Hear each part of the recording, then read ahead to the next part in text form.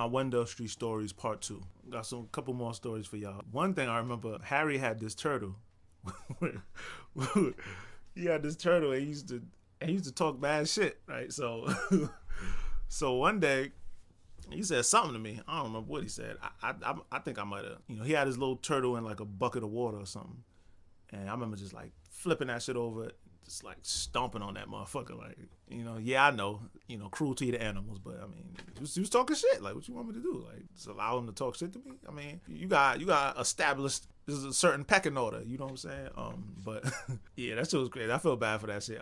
I had forgot about it for the longest time because we were so young at the time, and then I remember they reminded me. It was like, yo, you killed my turtle. And I was just like, yo.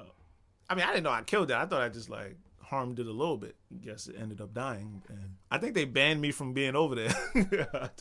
If I remember correctly. I'm not sure. But something like that happened. It's like I wasn't allowed over there no more. I mean, it's like across the street. Like, you can't really stop me from being over there. It's like this one little small neighborhood. But anyway, I remember my mom used to give us this diuretic to run our stomachs, as she put it. It's called castor oil. And castor oil is the most disgusting thing ever known to man I've ever tasted to this day. It is disgusting. Like, it was so bad, my mom had to give us, she had to have like a bottle of orange soda on deck and bribe us, like, listen, you drink this and you get some orange soda. I mean, I love soda back in them days, and my mom she was she's in like the medical field, so she's constantly, and my dad had like diabetes and high blood pressure and all this, that, so she was always conscious of that type of thing, like, oh, stop drinking too much soda, your blood pressure. I'm like, yo, I'm a kid, relax. I ain't trying to hear that. And so she never really liked too much soda around and sugary things, but anytime she wanted us to drink this castor oil, she had to have some orange soda to say, look, I'll give you a glass of orange soda if you drink this castor oil. And man, I used to drink. Oh, it was so disgusting. Like, I wouldn't wish castor oil on my worst enemy. That taste, and me, I'm somebody who's big on taste. I'm real big on taste. Like, I like things to taste good. So drinking this shit was like hell. And it would, man, you drink this, you be on the toilet all day. And the fucked up thing is, she gave it to me and my sister. So both of our stomachs going crazy, bubbling like a motherfucker. And then there's one bathroom. I mean, what kind of shit is that? So I remember one particular night she gives it to me. It was close to bedtime, so I was good for the night. Nigga, I woke up, my stomach bubbling. And I ran to the bathroom. And I'm just sitting there. So after I handle my business, I'm looking at the toilet paper. And I'm looking at the toilet. And I'm like, I wonder if I put the toilet paper in the toilet. I wonder if it'll like, I wonder how much of the roll is going to take before like it's done flushing and the water comes back up. So I decided to do a little experiment. I thought I was a little scientist back then. So I took the toilet paper, put it in the toilet, flushed the toilet, and actually just went. And I was just like, oh shit. Unfortunately, the toilet ended up clogging, and then the water just didn't stop. It just kept coming up. I'm just like, oh shit. And me, I just started to panic, and I'm like, oh shit, mom. I ran up, called my mom.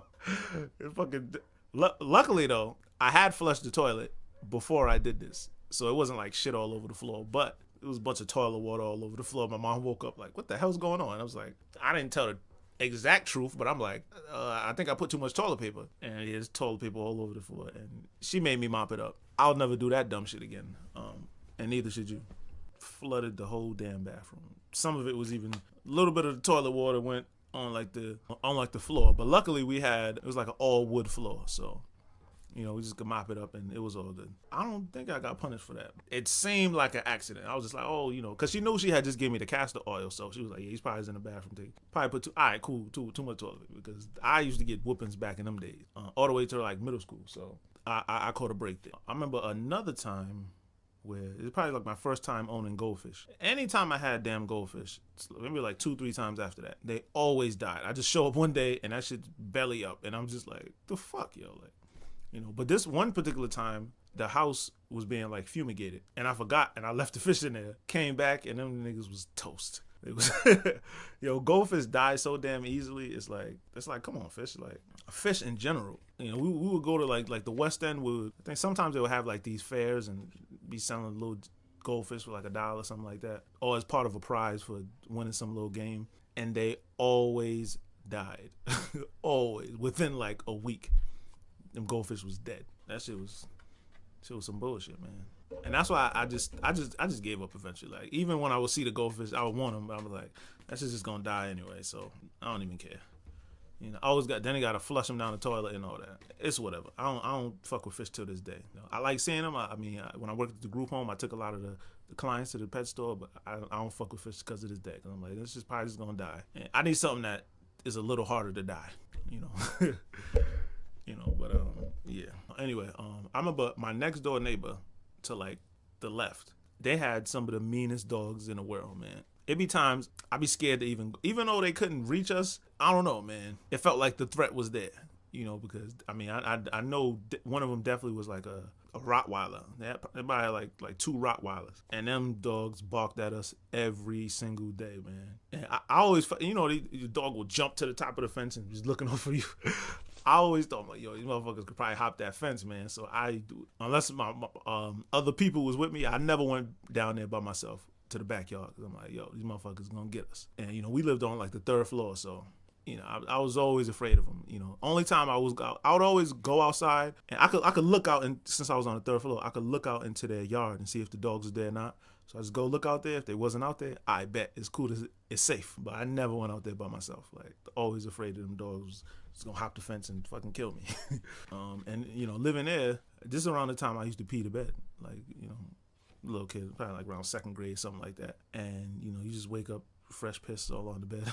I think I might have pooped the bed one time. To be honest with you, like just one time though. That shit never happened again. I don't know what the fuck happened. Matter of fact, you know what happened? I woke up like dumb early, and like when you wake up and you still trying to fully get yourself up, and you got to go to the bathroom, and I'm just like, fuck it, and I just pooped. I think my mom definitely beat me for that one, because she's like, yeah, there's no excuse for that. Peeing in the bed is one thing, because you could wake up and you just see the pee, but pooping, nah, that takes effort. You know what I'm saying? So I definitely got beat for that one, but yeah, that shit was gross. I'll never do that again, obviously. But anyway, that is part 2 of my Wendell Street stories. Keep it locked for part 3. Peace.